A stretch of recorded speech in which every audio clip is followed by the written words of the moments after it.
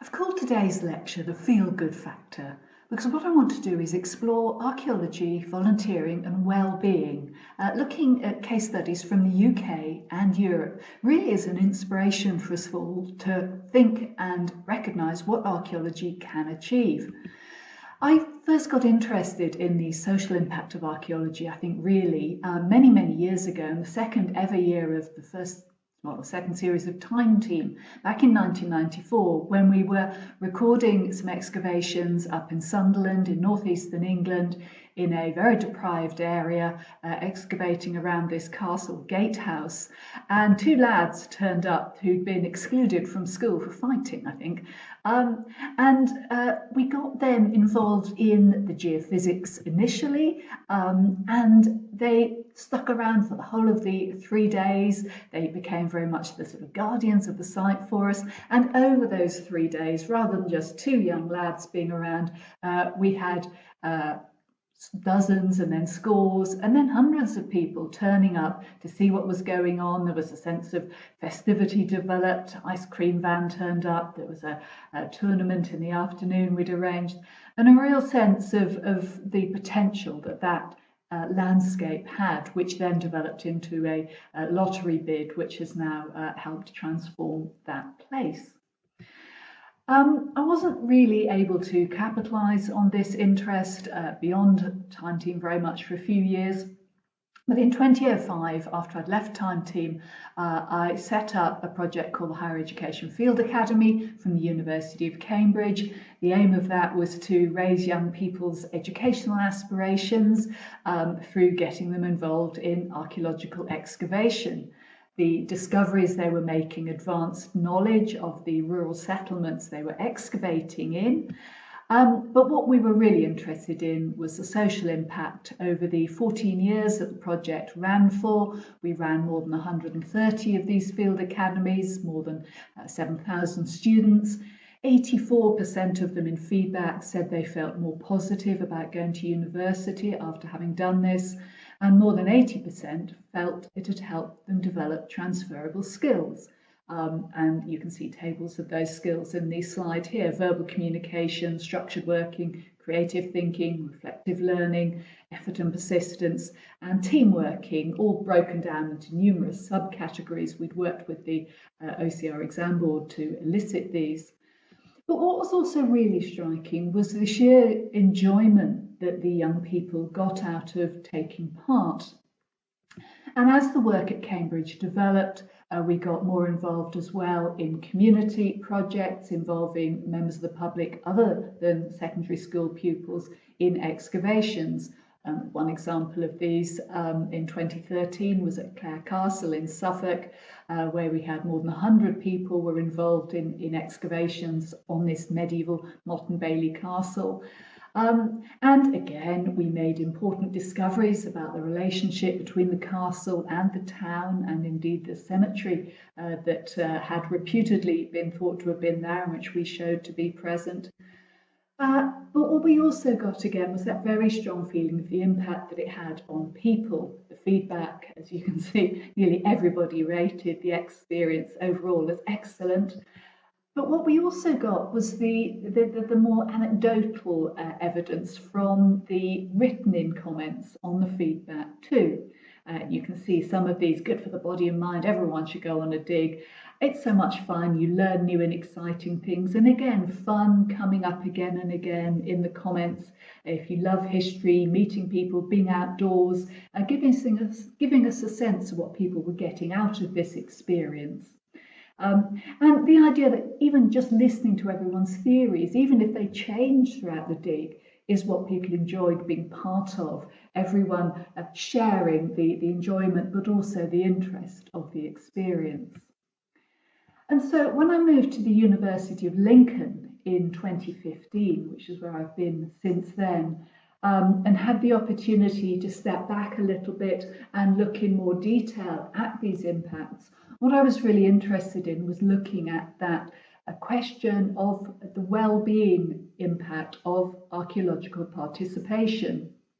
I was interested in looking at its effects, specifically in thinking about its reach, and in thinking about the data that we actually had. And that's what I'm going to talk about today. So well-being is an elusive concept in many respects. There are more than 180 measures have been developed for well-being. Broadly, it's about how good we feel about our lives. It's been recognised as a vital part of health in the founding principles of the World Health Organization as long ago as 1948, which stated that health is a state of complete physical and mental and social well-being, and not merely the absence of disease or infirmity. And in 2015, the third of the 17 United Nations Goals for Sustainable Development is to ensure healthy lives and promote well-being at all ages. At the same time, heritage priorities have been identified across Europe. So in 1992, the Valletta Treaty aimed to protect European archaeological heritage and led to a lot of heritage protection legislation requiring archaeology and heritage to be part of the planning process. By 2005, the Faro Convention had developed the approaches to heritage in Europe to another stage.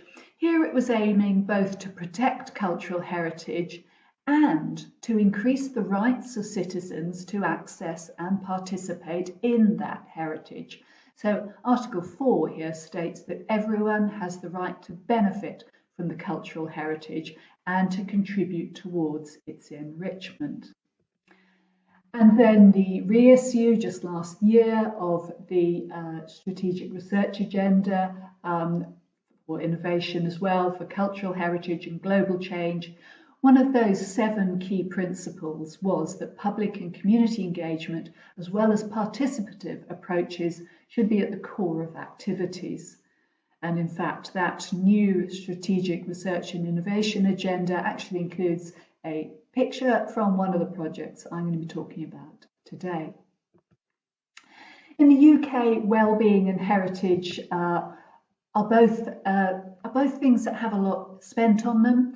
So UK government in 2018 to 19, expenditure on healthcare was 166 billion, that's before COVID of course.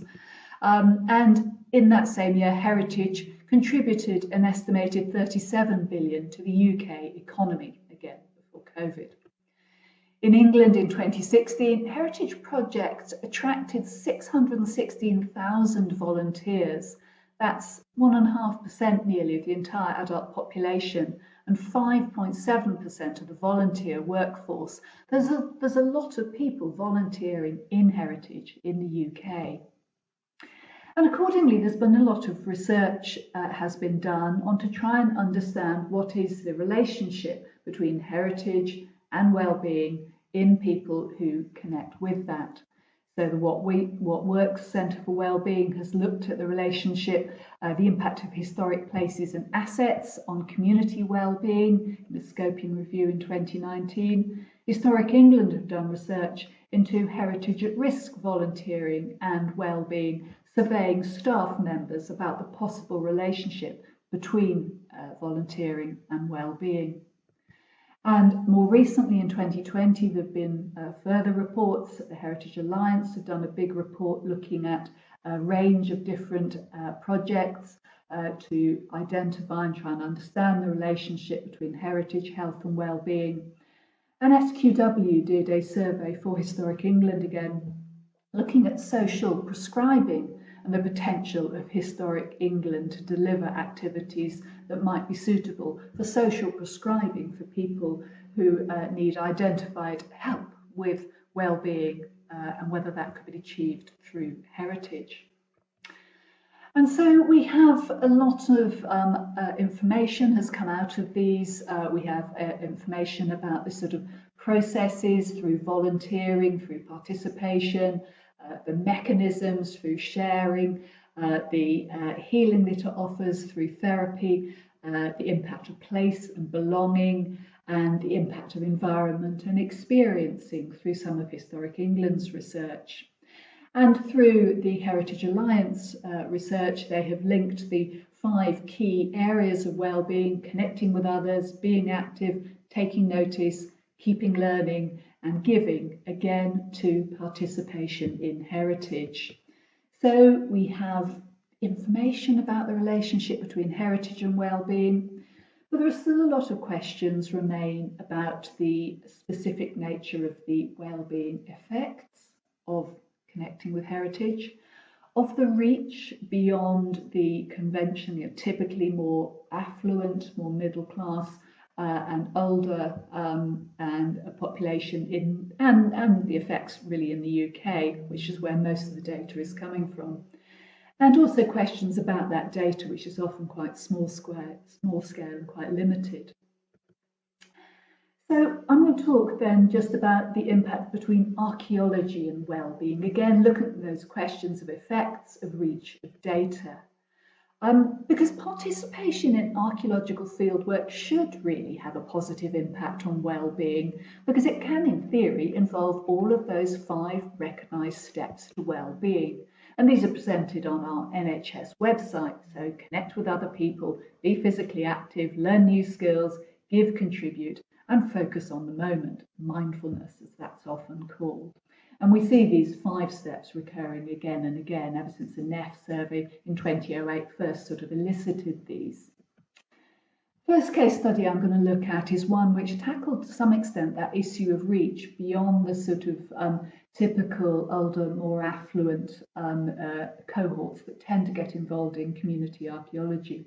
This was a project in Gainsborough in Lincolnshire. You can see the location of it circled in red on the detailed map, and I hope you can see the balloon showing it where it is, sort of in central eastern England on the map at the bottom there.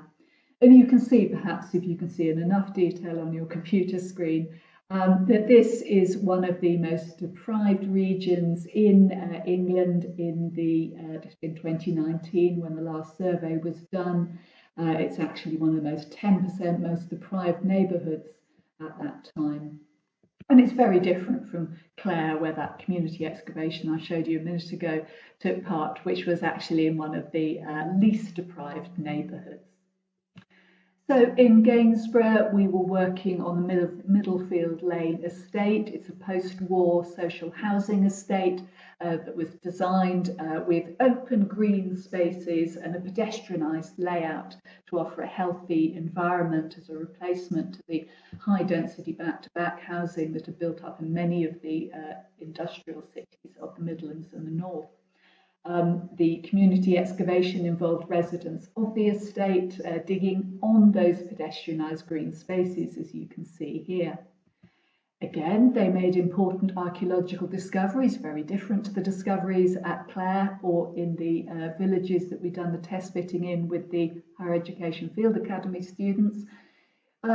One of these striking discoveries was the amount of child-related material we found on those pedestrianised green spaces on the doorsteps of people's homes. And actually that told us that these spaces had been of social value to the residents of those estates. But what I want to focus on right here and now is the impact that that participation had on the people on the estate who took part in the digging. So we set up a Facebook group, which was the best way that the people on the estate had suggested to keep in touch with what was going on. And you can see people posting here, it's highlighted here in red. We've had a brilliant day with lots of finds, awesome day today, well ready for a glass of wine now. And you can see people posting pictures of what they'd found as well. In fact, you can see there's 11 more on the right-hand side here. So people are enthusiastically posting everything all the images they've captured. We asked them again the same sort of data that we got from Clare. How would you rate the activity? Again, the vast majority rating it excellent. We asked about transferable skills as well, those same skill sets we'd asked the Field Academy students about, discussing their verbal communication, structured working, using your imagination, creative thinking, approaching set procedures, working to set procedures, working with resilience, persistently hard, and being a good team member. And you can see on this graph the impact that it's had there, the green and blue bars being by far the highest, particularly on this resilient working and team working. But we were also interested in how it affected people's knowledge and attitudes to heritage and to history, both of the site, which are the two sets of bars on the left-hand side, and generally their sense of interest and engagement more generally that they expected in the future, which again you can see in the sets of bars on the right-hand side are again in the strongly agree and agree categories. And then we wanted to know how the activity had compared to their expectations. And again, you can see people were enjoying it much more than I expected. And again, these bars were very much on the sort of positive end of the scale. And when we asked which particular aspects they enjoyed, and people could tick any or none of these, what were coming out as high were learning something new, the third one from the left, working in a team, working with new people, and then discovering things from the past. And that sense of learning something new was really striking to have that coming through as strongly. And some of this data then supported an application we put in then to extend similar work into other parts of Europe. Is this just a British thing to enjoy digging, was the sort of question, I guess. The aim of the Carenza project is to look at the impacts of community archaeology in the Netherlands, Czech Republic and Poland. And the results, again, have given us new settlement histories. I'm not going to linger on the specifics of these in the amount of time I have, but each of the 10 villages where we've worked, we know more about their historical development than we did before. But we've also got the social impact data. Around 350 members of the public took part in this in 2019 and 2020, and as much as has been possible since COVID to carry on with this. 89% of all feedback respondents rated the experience good or excellent, and 64% enjoyed it much more or more than they expected to. We can see again this learning something new, togetherness, team working, and learning about the past. Those same things are being rated most highly in the aspects that are enjoyed, as in the UK communities. And the skills, again, we can see it's having a positive impact in skills. Here, the blue bars are showing the most, the ones where the skills were helped or helped a lot. And the results to date, again, about attitudes to history and heritage. Again, the blue bars showing the agree and strongly agree, both about archaeology and history, feeling more engaged with it. And again, on the right-hand side, feeling you're going to be more interested both locally and generally in archaeology and history in the future. What we also did was use methods from social psychology to do a quasi-experimental field study using validated measures from social psychology to look at well-being. The key characteristics here is we have before and after surveys, and we also use the control group matched for geographical area, demographic composition and socioeconomic status, who completed the survey at the same times but didn't take part in the excavations. 77 people completed the questionnaire altogether at time 2, broadly equally female and male, slightly more females, with average age of about 56, 28 respondents in the excavation group. And you can see here the impact on the dig participants shown in green, the control group of non-participants shown in orange here. And you can see the change over time from the Saturday morning before the excavations to the Sunday afternoon after the excavations. This is showing how supportive people feel their community to be, and you can see the positive impact on dig participants. This is showing their sense of life satisfaction, and these are all across several measures. And again, you can see the impact on dig participants against that in the control group, little or no change in the control group, a significant rise in the dig participants in life satisfaction. We can see community identification, how closely people feel they belong in their community. We can see a change between time 1 and 2 in the dig participants, with no significant change in the control group. In place attachment, we can see that the dig participants started off with higher place attachment, but by after the excavation, they felt even more strongly a sense of place attachment. Perceived group continuity, their rootedness in their community. Again, we see the impact on dig participants with no change in the control group.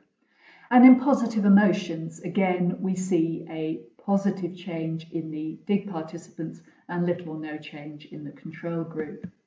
And in fact, when we look at these positive emotions, what we can see here is in the excavation group, that's the numbers across the top there. When we look at change over time, all those numbers for the positive emotions, the one outlined in pink, so happy, passionate, hopeful, delighted, curious, capable, energized, valued, those are all in positive readings, whereas the negative emotions, worried, depressed, bored, are all in negative, so they're feeling the negative emotions less and the positive emotions more. And in fact, when we can see this is not present in the control group, the orange row there, where those correlations are very different.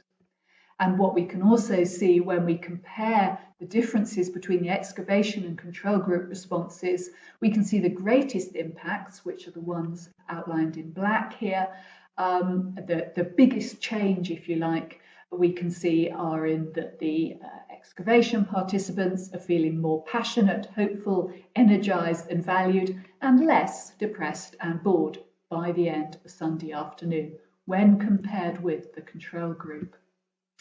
And we can take this on and see other with groups as well. So asking similar questions of students recently excavating, and we only really got the students excavating because they've all been under lockdown learning for a year. This was in just last month, October 2021. We asked them whether they felt they'd been able to connect with other people, be physically active, learn something new, help make a contribution, enjoy the moment, those 5 steps to well-being. And we could see that the vast majority in each of those categories did feel they'd been able to take those steps towards improved well-being. We found they were enjoying the same sorts of experiences, doing something new, working independently, working in a team, contributing to research, meeting new people and finding things, as in the other groups on the social housing estate in the European countries. And we could also see how the impact of the excavations had helped them develop a sense of pride, greater confidence. They got to know new people, they'd learned something about archaeology and history, and they felt more positive about their time at university. And these are all contributors to well-being. So when we're looking then at well-being and archaeological participation, that question of effects, our data is, we can see the well-being effects. Our understanding of this has grown. We can see it impacting positively not only on knowledge and skills, which are relatively easy to assess, but also in offering opportunities for those 5 steps: connect, be active, give, enjoy the moment, and also to impact on life satisfaction, social connection, place attachment, self-efficacy, and to help feel people's emotional impacts as well, feeling more passionate, hopeful, energized, valued, confident, optimistic, and less depressed or bored. We can see that these benefits can and do reach beyond those older, middle-class, educated British demographic groups, which most of our data has previously come from. And we can also see our evidence base for the wellbeing impacts is becoming larger and increasingly robust, with better methods being used, which are showing not just the how, but also the why of the relationship between wellbeing and archaeology. And what this is giving us is the fact that archaeology can both gain from public participation and give through public participation. And so my message, I guess, really is that the more public participation in archaeology, the more archaeology is able to both give and gain from that. And we are just about to release a report with Historic England with more of that data in it. Thank you very much.